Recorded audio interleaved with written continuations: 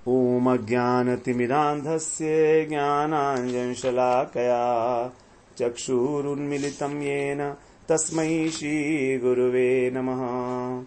गुरुवे गौरचन्द्राय राधिकायै तदालये कृष्णाय कृष्णभक्ताय तद्भक्ताय नमो नमः। नमो विष्णुपादाय गुरुप्रेष्ठाय भूतले श्रीमद्भक्तिवेदान्त माधव इति नामिने। साक्षात् गुरु सेवा मूर्तये शब्द ब्रह्मणि प्रतिष्ठितः पतित पावन चरित्राय नारायणाय प्रियो नमः। श्री कृष्ण रूपाय सुमंगलाय श्री गुरु कृपा विभूषिताय भावोल्लास भावप्रदानाय नमामि तस्मै गुरुमाधवाय। वृन्दावनेश्वरि तवै वुपदारविन्दम् प्रेमामृतैकमकरन्दरसौघपूर्णम् हृद्यर्पितं मधुपते स्मरतापमुग्रम् निर्वापयतु परं शीतलमाश्रयामि। तवैवास्मि न जीवामि त्वया विना इति विज्ञाय देवी त्वं नय मां चरणान्तिके। श्रीकृष्ण चैतन्य प्रभो नित्यानन्दा श्री अद्वैत गदाधर शिव सदी गौरभक्त वृंद। हरे कृष्ण कृष्ण कृष्ण हरे हरे, हरे राम राम राम हरे हरे। हरे कृष्णा। सर्वप्रथम मैं अपने गुरुपाद पद्म ओम विष्णुपाद अष्टोत्तर शत श्री श्रीमद् भक्ति वेदांत माधव गोसाई महाराज के चरण कमलों में अनंत कोटि दंडवत प्रणाम ज्ञापन करता हूं। हम लोग श्री कृष्ण कर्णामृतम ग्रंथ में जो छठा प्रकरण है, बिलमंगल ठाकुर की पुनः दर्शन उत्कंठा जागृत हुई है, उसी दर्शन उत्कंठा का उन्होंने 7 श्लोकों में व्यक्त किया है, 61वें श्लोक से लेकर और 67वें श्लोक तक। तो उसमें हम लोग जो 62वां श्लोक था उसको श्रवण कराए हैं। उसमें उन्होंने बताया कि किस प्रकार आप मेरा परिपालन करिए। कृष्ण से कह रहे हैं क्योंकि आप जो है आर्त बंधु हैं, आप कृपालु हैं। एक बार आप, यद्यपि आप जो है अपने वंशी रव में निमग्न हैं, वंशी वादन में, लेकिन एक बार कम से कम, अब क्योंकि आप आर्त बंधु भी हैं और कृपालु भी हैं, इसलिए मेरी पुकार अवश्य सुनेंगे। तो बस एक बार सुन लीजिए और मैं आपसे एक ही प्रार्थना कर रहा हूं, परिपालय, आप हमारा परिपालन कीजिए। अब परिपालन में सारी चीजें आ जाती हैं, सब प्रकार से पालन कीजिए। तो सारी इच्छाएं जो हैं भक्त की भगवान पूरा करनी पड़ेंगी, परिपालन करना है। तो अब 63वें श्लोक में कह रहे हैं, कदानु कस्यामनु विशदशायां कैशोरगंधी कर्णाम्बुधिर्नः विलोचनाभ्याम विपुलायताभ्याम आलोकयिष्यन् विषयी करोति। इसका पद्यानुवाद इस प्रकार से है, अब यह वियोग की दशा बनी अतिशय दुस्तर, वह चिर किशोर है दीन बंधु करुणा सागर। किस विपद दशा में कब वह हाय पधारेगा, विपुलायत नयनों से सस्नेह निहारेगा। वियोग की जो दशा है अत्यंत दुस्तर होती चली जा रही है। वियोग अपनी चरम सीमा को प्राप्त होता चला जा रहा है। इसलिए अब अनेक प्रकार से भगवान की प्रार्थना की जा रही है दर्शन के लिए कि किसी प्रकार से तो भगवान उसको दर्शन दें, जो किशोर कृष्ण हैं। तो ऐसे किशोर कृष्ण जो किशोरावस्था में उनका जो सौंदर्य है, माधुर्य है, लावण्य है, चापल्य है, भगवान की बहुत सारी यहां पर बताए गए हैं किशोरावस्था की विशेषताएं, लावण्य, सौंदर्य, माधुर्य, चापल्य इत्यादि। उस सब सौरभ से युक्त होकर जो करुणा के सागर हैं, ऐसे किशोर मुझे कदानु, कदानु माने कब, कस्याम नु विशद दशायाम, ये मेरी जो विशद दशा है अर्थात घनघोर विपत्ति की, विरह की दशा है। किशोर गंधी करुणाम्बु निधिर, आप करुणा के निधि हैं। आप नव किशोर गंधी का मतलब है नव किशोर, तो नव किशोर आप जो हैं करुणा के सागर हैं। ऐसे विलोचनाभ्याम, आप मुझे देखेंगे अपने नेत्रों से। दीर्घ, और कैसे हैं नेत्र, विपुलायताभ्याम, अत्यंत विशाल, अत्यंत दीर्घ नयन, आपकी जो बड़ी बड़ी आंखें हैं, तो उनसे आप हमें, हम लोगों को, यहां पर नौ, नौ शब्द से आया हम, यहां पर देखिए हर जगह जो है बिलमंगल ठाकुर के शब्दों में अहम के बदले हम आया है, तो बहुवचन प्रयोग किया गया है। तो इस प्रकार से आप कम हमको अपने नयनों का विषयी करोती, विषय बनाएंगे, अपनी दृष्टि के विषयभूत करेंगे। तो हम इस समय विपत्ति के महासागर में पड़े हुए हैं। विपद दशायाम,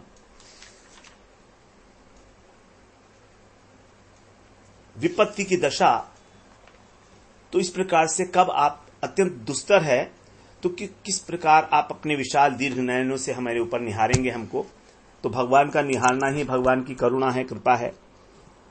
जो गुरुजन हैं कई प्रकार से कृपा करते हैं, दृष्टि से कृपा करते हैं, हमारा स्मरण करके कृपा करते हैं, और स्पर्श करके कृपा करते हैं। जैसे कि जो मछली होती है वो अपने जो उसकी जो उसका जो नवजात होती है मछली, उसका केवल दर्शन से ही उसका परिपालन करती है, और जो कछुआ होता है वो केवल स्मरण मात्र से करता है, और पक्षी जो हैं वो स्पर्श से करते हैं, अंडे के ऊपर बैठ जाते हैं, तो इस प्रकार से कृपा करते हैं अपने अंडे के ऊपर। तो भगवान की दृष्टि के लिए यहां पर जो है प्रार्थना की जा रही है कि आप हमें कब देखेंगे। देखिए हम लोग ठाकुर जी के दर्शन करने वृंदावन में मंदिरों में जाते हैं, बांके बिहारी के दर्शन करने जाते हैं, राधा बल्लभ के दर्शन करते हैं, राधा रमण के दर्शन करते हैं, लेकिन भगवान क्या हमारे दर्शन करते हैं कभी? ये तो प्रश्न है ना। अब एक बार भी यदि भगवान हमारे दर्शन कर लें तो हमारा काम हो जाएगा। हम तो चाहे कितने दर्शन कर लें, क्योंकि हमारी दृष्टि तो जड़ है, प्राकृत है, हम नहीं देख पाएंगे भगवान को। लेकिन यदि भगवान ने देख लिया तो उसी के लिए कह रहे हैं आप मुझे कब। और जब हमारे को अत्यंत विपत्ति होती है, विरह होता है, तभी हम जो है भगवान से इस प्रकार की प्रार्थना कर सकते हैं। और प्रार्थना ना भी करो तो भी, यदि हमारे को भगवान का विरह है तो भगवान क्या नहीं जानते हमारी मन की बात? स्वयं अपने आप से हमारे हृदय के अंदर स्फूर्ति कराएंगे। तो अत्यंत दैन्यपूर्ण विज्ञप्ति है ये, क्योंकि विरहातुर से बिल्कुल आतुर हो चुके हैं, विरह से आतुर हो चुके हैं। अब इससे अधिक कह रहे हैं और अधिक कष्टदायक दशा मेरी क्या होगी बताइए। तो मेरा अंग अंग इस विरह अनल में जल रहा है। जैसे गोपियों की स्टेज थी उसी प्रकार की है यहां पर। तो आप तो नव किशोर हैं, आप करुणा के सिंधु हैं, करुणा के कारण आपके जो नेत्र हैं वो भी विशाल हो गए हैं। तो क्या मेरी ओर अवलोकन करके मुझे इस विरह से मुक्त नहीं करेंगे? क्या हमेशा ही अपने मुरली निनाद में ही उसी के अंदर निमग्न रहेंगे? सचमुच क्या मेरी प्रार्थना को श्रवण नहीं कर रहे हैं आप? क्या मैं आपका कृपा पात्र नहीं बन सकता हूं? ऐसा प्रश्न, क्या मैं आपका कृपा पात्र नहीं बन सकता? क्या मैं आर्त नहीं हूं? क्या मेरी जो दुख है मेरे हृदय का, ये सब झूठा है?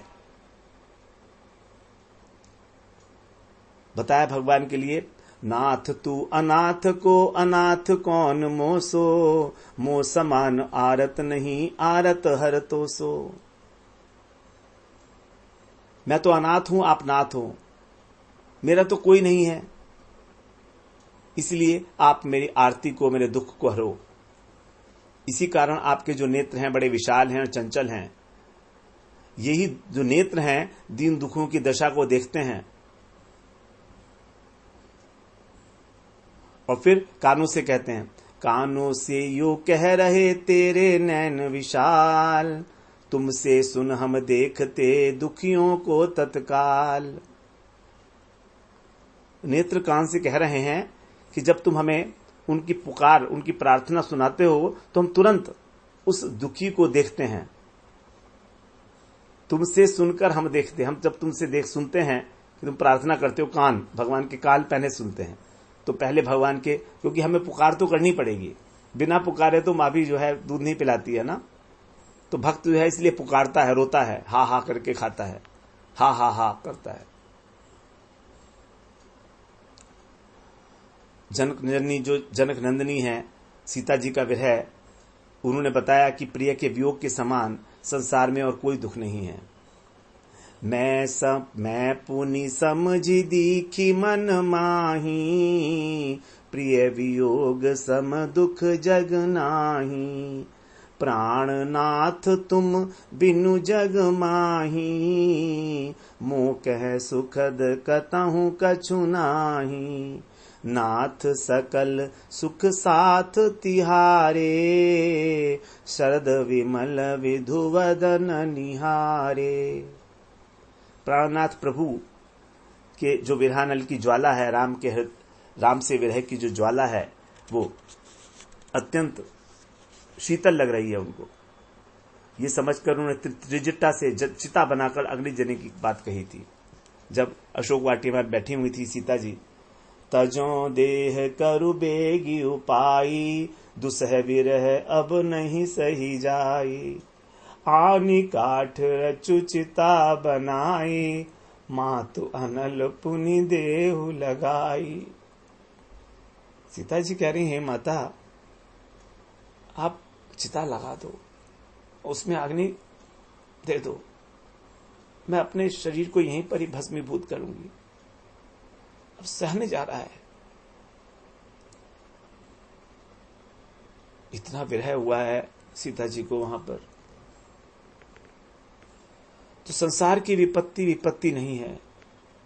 संसार की विपत्ति तो महासंपत्ति की भांति है, एक हमारे लिए परम कल्याण की वस्तु है।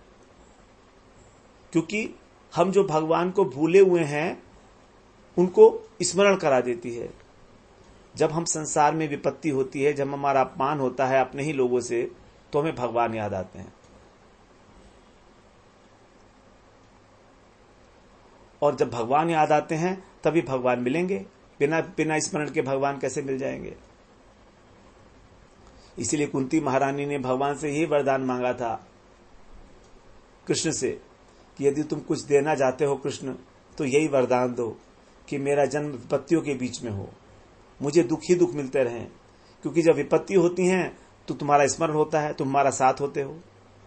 जब भी विपत्ति हुई पांडवों पर, भगवान उनके साथ थे, और जैसे उनको सिंहासन मिला छोड़कर चले गए द्वारका। विपदः सन्तु न शश्वत तत्र तत्र जगत गुरो, भवतो दर्शनम यत् स्यात् अपुनर्भव दर्शनम। जब विपत्ति होती है तभी आप जो है हमारे साथ होते हैं। भगवान को आज तक जिसने भी पाया और जो आगे भी पाएंगे और जो पा रहे हैं, वो केवल रो रो कर ही पाया है। आज भी जो दुख में आंसू बहाते हैं, कृष्ण को प्राप्त करते हैं।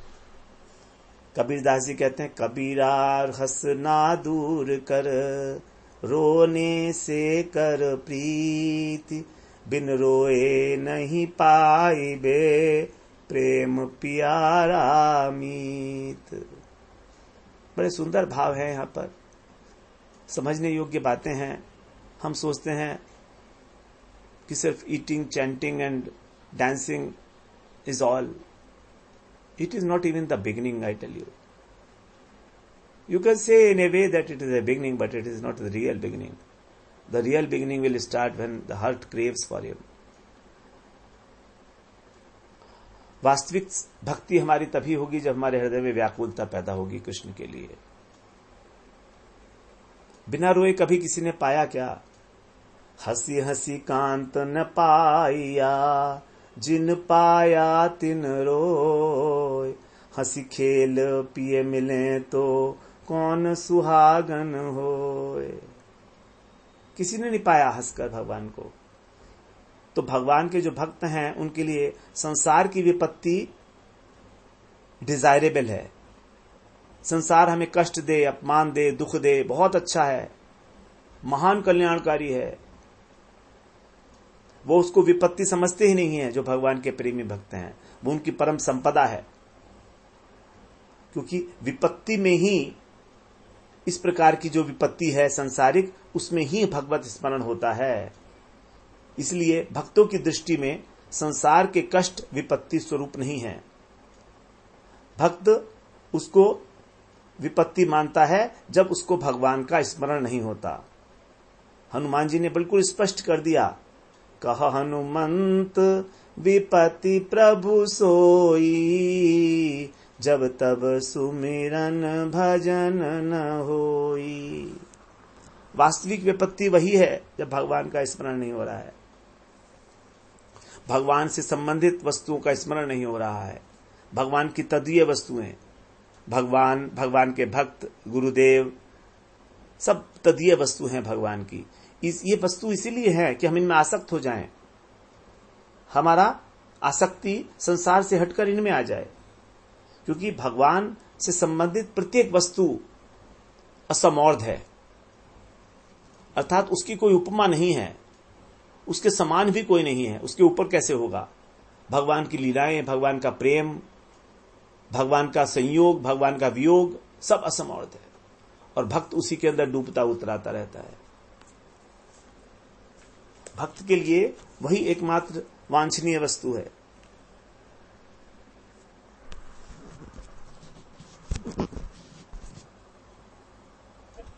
तो पहले श्लोक में हम लोग श्रवण कराए हैं, लीला शुक सोच रहे हैं कि यदि कृष्ण अपने मुरली वादन में ही मग्न रहेंगे तो हमारी बात नहीं सुनेंगे, इसीलिए अतिशय उत्कंठा से अधीर हो गए और रोते रोते श्लोक पढ़ा।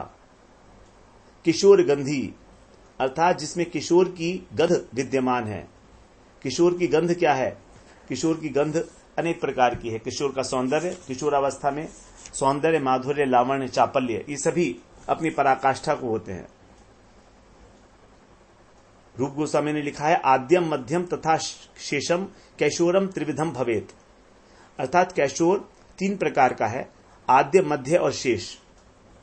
किशोर गंधी का मतलब है आद्य किशोर, अर्थात किशोर की प्रारंभिक अवस्था, नव किशोर। तो किशोर का नव किशोर कैसा है? जब नव किशोर अवस्था होती है, अभी पूरी पौगंड अवस्था पूरी हो चुकी है, और जो किशोर है वो अभी शुरू ही हुई है 15 वर्ष के बाद की, 10 वर्ष के बाद की, क्योंकि 5 से 10 पौगंड है और 10 से 12 किशोर है, 10 से 15, तो अभी 15 नहीं है, अभी 10वां वर्ष पूरा ही हुआ है मानो। तो यहां पर प्रथम किशोर में क्या होता है? वर्णस्योज्ज्वलता कापी नेत्रांते चारुण छवि, रोमावली प्रकटता कैशोरे प्रथमे सती। जो प्रथम किशोर, नव किशोर है, उसके अंदर जो वर्ण है वो अत्यंत उज्जवल हो जाता है।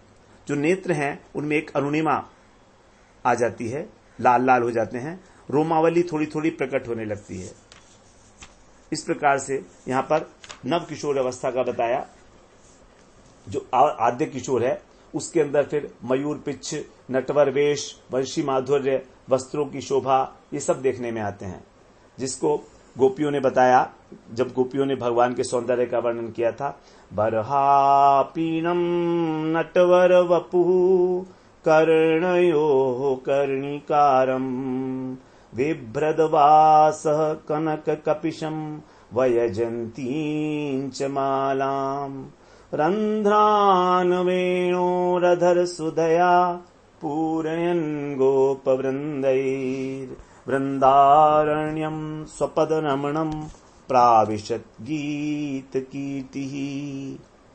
श्रीमद् भागवत के इस वेणु गीत में भगवान का जो सौंदर्य है वो सबसे अधिक सौंदर्य का वर्णन जो है गोपियों के द्वारा इस समय किया गया इस श्लोक में। इसी श्लोक को सुनकर सुखदेव महाराज जो है आकर्षित हो गए थे और आकर पूरी की पूरी भागवत सुनी व्यासदेव जी से, उसका अध्ययन किया। इतना इंपॉर्टेंट श्लोक है ये कि सुखदेव महाराज जी को भी आकर्षित कर लिया। सिर पर मयूर पुच्छ का मनोहर जूड़ा है, कानों में कनेर का फूल है और पहन रखा है उन्होंने पीतांबर स्वर्ण वर्ण का, गले में वैजंती माला है, नटवर वेश, वेणु के जो रंध्र हैं उनको अपनी अधर सुधा से भर रहे हैं। ऐसे सखाओं के द्वारा जो परिवेष्टित हैं, जो सखा उनकी कीर्ति का गान कर रहे हैं, श्री कृष्ण ने अपने चरणों से वृंदावन की भूमि को सुशोभित करते हुए प्रवेश किया वृंदावन में। तो जब गोष्ठ से वृंदावन में जाते हैं भगवान गौचारण के लिए, उस समय की ये झांकी है। तो यहां पर कहा कि कदानु, क्या कभी ऐसा होगा, कदानु विषयी करोति, आप हमको अपने नेत्रों का विषय बनाएंगे, जो आपके शीतल विशाल स्निग्ध नयन है, अर्थात आप हमारी जो विपद दशा है इसको दूर करने के लिए क्या हमारा अवलोकन करेंगे, क्योंकि विपद दशा आ गई है अब ये, तो इस विपद दशा तो दूर तभी होगी जब आप हमारे ऊपर हमारे को देखेंगे। जब एक प्रेमी भक्त कृष्ण को नहीं देख पाता तो उनके अदर्शन से उसके हृदय में जो विरह दशा उत्पन्न होती है उसका बड़ा सुंदर वर्णन विश्वनाथ चक्रवर्ती पाद ने किया है माधुर्य कादम्बनी में। वो बताते हैं कि जब एक साथ ही अनेक प्रकार के भावों से भक्त का जो हृदय है वो प्लावित हो जाता है, तो वही प्रेम उसके अंदर बढ़कर भगवान के साक्षात्कार की आकांक्षा को जगाता है। उत्कंठा, अब उत्कंठा की प्रबलता के कारण उसको क्या क्या होता है बता रहे हैं कि अपने जो आत्मीय जन हैं वो कैसे लगते हैं, अंधकूप की तरह। घर ऐसा लगता है जैसे जंगल हो, कांटों से भरा हुआ जंगल। जो भोजन प्रसाद है वो ऐसा लगता है जैसे जबरदस्ती खाना पड़ रहा है, पत्थर की तरह से प्रहार, जैसे उसके ऊपर प्रहार करा जा रहा है। जो उसके साथ के लोग हैं वो जब उसकी प्रशंसा करते हैं वो ऐसा लगता है जैसे सांप डंक मार रहा हो। नित्य के जो कर्तव्य होते हैं, सुबह को नहाना धोना, ये सब कुछ मृत्यु के समान लगते हैं। अपने ही जो शरीर के अंग हैं अपने भार स्वरूप हो जाते हैं, जैसे बोझ ढो रहे हो अपने शरीर का। और जो सुहृद गण हैं सांत्वना देते हैं ऐसे कंडीशन में, वो उनके प्रति भी बड़ी विस्मय दृष्टि हो जाती है। ऐसा लगता है जैसे हमें जहर पिला रहे हैं सांत्वना देकर। और यदि कभी निद्रा आ भी जाए तो वो भी बिल्कुल जीवन को, जैसे निद्रा साधारण रूप में हमको फ्रेश करती है, हमको आनंद देती है, लेकिन यहां पर वो जीवन को नष्ट करने वाली हो जाती है। शरीर धारण करना भी एक दंड के समान है। और प्राण, जो प्राणों का आवागमन है, श्वास निश्वास, वो तो ऐसा लगता है जैसे धान, भुने गए धान होते हैं, भुने गए धान। यहां तक कि जो पहले हमेशा अच्छा लगा करता था वो अभी आज महा उपद्रव की तरह लगने लगता है। और यदि कोई कहे कि ठीक है भगवत चिंतन कर लो, भगवान का ध्यान करो, तो चिंतन भी जो है अत्यंत काटने जैसा लगता है, अपने को आत्मकृंतन की तरह लगता है। चिंतन आत्मकृंतन हो जाता है, बड़ा अजीब स्थिति हो जाती है। जो प्रेमी भक्त विरह से बिल्कुल आतुर हो जाता है। तो ये महान विपद दशा है। जात रति साधक जो है भगवान के दर्शन से ऐसी महादुखमय विपत्ति दशा उत्पन्न होती है। तो यहां बिलमंगल ठाकुर भगवान के महाअनुरागी भक्त हैं और कृष्ण दर्शन के बिना उनके हृदय में कुछ क्या ऐसी ही महादुखमयी विपत्ति दशा उत्पन्न हुई है। तभी इतने कातर होकर वो प्रार्थना कर रहे हैं। अब इसी श्लोक का यदि हम राधा परक अर्थ श्रवण करते हैं तो उसमें बताते हैं अंतरंग अर्थ में, राधा जी की अत्यंत उत्तप्त दशा है, उस दशा को देखकर उनकी जो सखी है उनको प्रबोध करा रही है कि हे सखी, हे राधे, कृष्ण तो अतिशय दयालु हैं। अपने जो उनके अपने प्रिय होते हैं उनकी सामान्य विपत्ति को भी नहीं सहन कर सकते। बहुत दयालु हैं वो, कृपा के सिंधु हैं। अपने लोगों का दुख तो उनको सर्वथा असह्य है, इसलिए निश्चित रूप से वे अभी यहां पर पधार कर हम लोगों का पालन करेंगे। आप किंचित धैर्य तो रखो, हमें सुखी करेंगे। तभी सांत्वना के वचन सुनकर राधा रानी अत्यंत दैन्यता के साथ प्रलाप करती हुई उससे कहती हैं, हे सखी, क्या इससे भी अधिक कोई और विपत्ति की अवस्था हो सकती है? क्या कोई और दुख शेष रह गया है जिसके लिए वो अभी तक हमको दर्शन नहीं दे रहे? जो अपने निज जनों की विपत्ति को लेकर अत्यंत असहिष्णु हैं, क्या अभी कुछ और बाकी रह गया है? अगर वो नहीं आ सकते, अगर वो हमारी रक्षा नहीं कर सकते, अधिक कुछ नहीं कर सकते, हमारा पालन नहीं कर सकते, तो ना करें। कम से कम अपने नयनों के द्वारा हमारा सिंचन कर दें। एक बार तो आए के नैन ही मिल जाहू, सो तुम्हें सो सांवरे नेकु यहां ठहराओ। एक बार आकर नैनन से अपने दर्शन दे, नैन के दृष्टि गोचर हो जाए हमके। यहां पर ठहरना मत, तुम 1 मिनट भी मत ठहरना, चले जाना।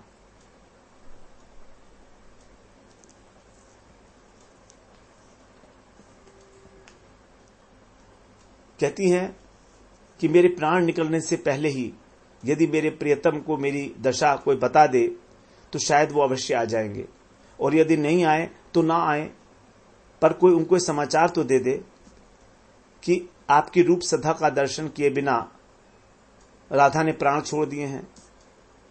व्याकुल ही तड़पो बिनु प्रीतम, को तो नेकु दया उर लावो। प्यासी तजो बिन रूप सधा, बिन पानी पी को पपीह पियाओ। जिये में हौस कहूं रही जाए न, हाँ हरिचंद को उठी धाओ। आवे न आवे प्यारो अरे, को हाल तो जाई के मेरो सुनाओ। ठीक है, वो आए या ना आए, कम से कम जाकर मेरा हाल तो सुना दो कि मैं उनकी रूप सुधा को पान किए बिना, पपीहे की तरीके से बिना पानी पिए ही मर जा रही हूं। मेरे जिये में, मेरे हृदय में बस एक यही हौस रह गई है कि कोई तो कम से कम उठकर भागकर उनके पास ये समाचार दे आओ।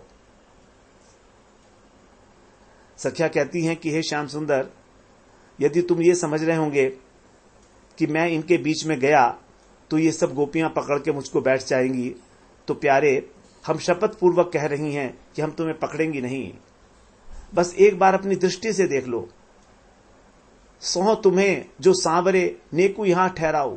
हमको शपथ है हे कृष्ण, हे सांवरे, हमको शपथ है, अगर तुम्हें हम 1 मिनट भी, 1 क्षण भी यहां पर ठहराएं,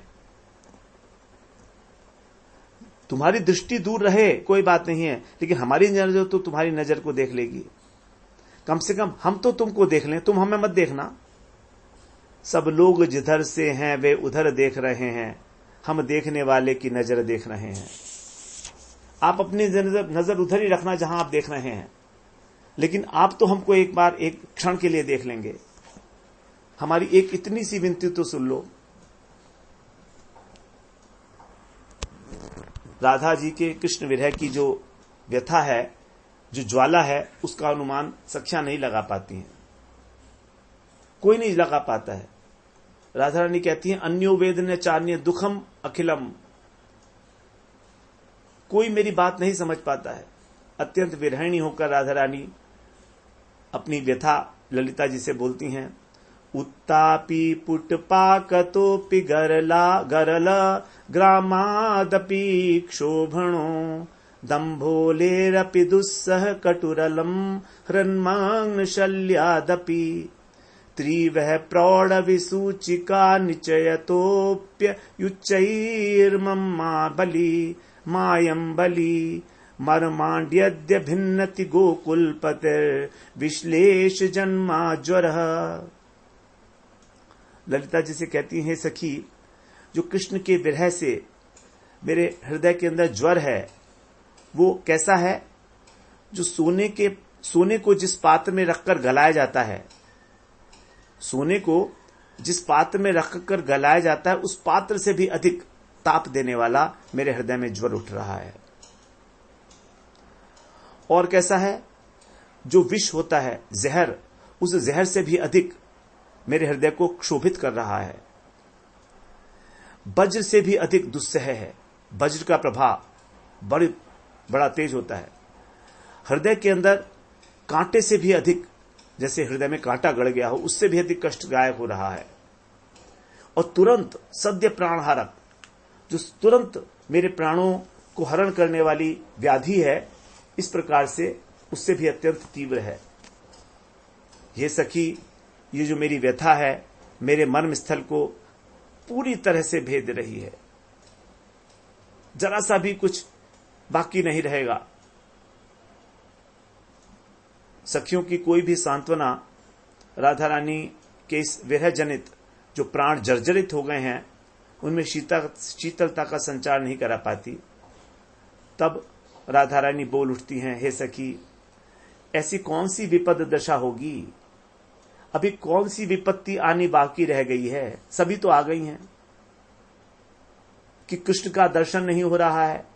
तुम कहती हो कि कृष्ण जो है बड़े करुणा वर्णवाले हैं, आर्त बंधु हैं। ठीक है, तो हमारे अभी दुख में कोई कमी रह गई है क्या? कब होगा जब वो नव किशोर हमको अपने दीर्घ नयनों से देखेंगे? कृष्ण का दर्शन राधा रानी के लिए जो एक त्रुटि का समय है वो भी एक युग के बराबर लगते हैं। त्रुटि युगायतम त्वाम अदश्यताम। एक त्रुटि का समय भी अत्यंत अत्यंत अत्यंत अत्यंत अल्पकाल समय का, सबसे कम। तो श्री कृष्ण के अदर्शन जनित जो दुख है उसमें किसी प्रकार की सखी भी कोई राधा जी को सांत्वना देने के लिए सक्षम नहीं है।